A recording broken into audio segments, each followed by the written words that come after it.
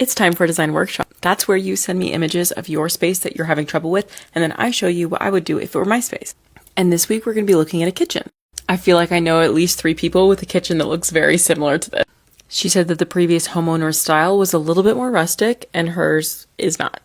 In fact, she says that her style runs a little bit more mid-century. Let's do a little bit of a shallow dive into mid-century modern. Now, this design style started up in the 1930s, but peaked between the 40s and 60s and ran a little bit into the 70s. That is a huge block of time. Now, with the age of the internet, design styles and trends and all of that change out more frequently, but we're still talking 40 years of design evolution.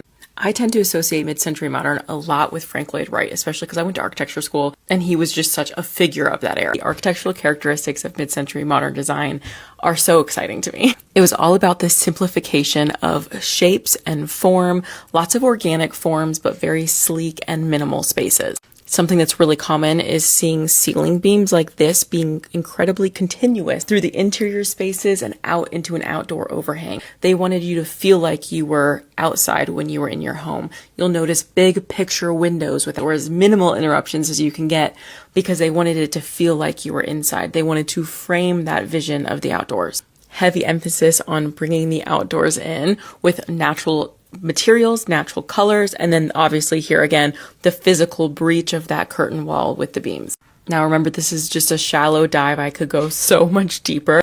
The mass reproduction of materials and use of things like laminate allowed for extreme customization. And so as the decades passed, people got more and more creative with color. Lots of bright pastels in the 50s, lots of like bright lime greens and oranges in the 60s. Like the period of time that is mid-century modern is vast. And so a lot of people will think of like Don Draper's apartment in Mad Men or the marvelous Mrs. Maisel's apartment in the shows with the colorful cabinetry and all of that.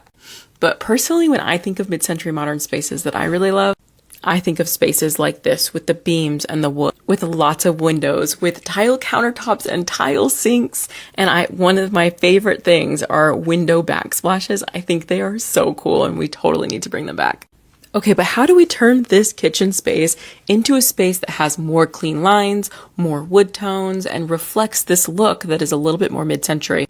So I went ahead and I took that picture, I printed it out, and I traced over it just to get an idea of what all of these lines look like. I decided to take them all to the ceiling. This will simplify visually what you're looking at. Having all this additional trim up here is really distracting and takes away from the minimal look that you get with mid-century modern design. Shaker cabinets also have a little bit more definition than most mid-century modern cabinets. They tended to favor flat panel cabinets. So I went ahead and I drafted this up. So a fridge that matches the cabinets, an oven front that might be the same color as the lower cabinets, a dishwasher that blends in with the cabinetry. These were all very common because they allowed the eye to create this continuous line without any interruption. So you'll see something like this. If you've got a stovetop here, your hood is actually hidden and tucked up inside the cabinetry. Having the lack of hardware, the lack of definition in the door fronts, and a continuous all the way up to the ceiling would help to give this look. And I removed the cabinetry here in order to make this space feel a little bit more open. Now, the cost of going from somewhere like this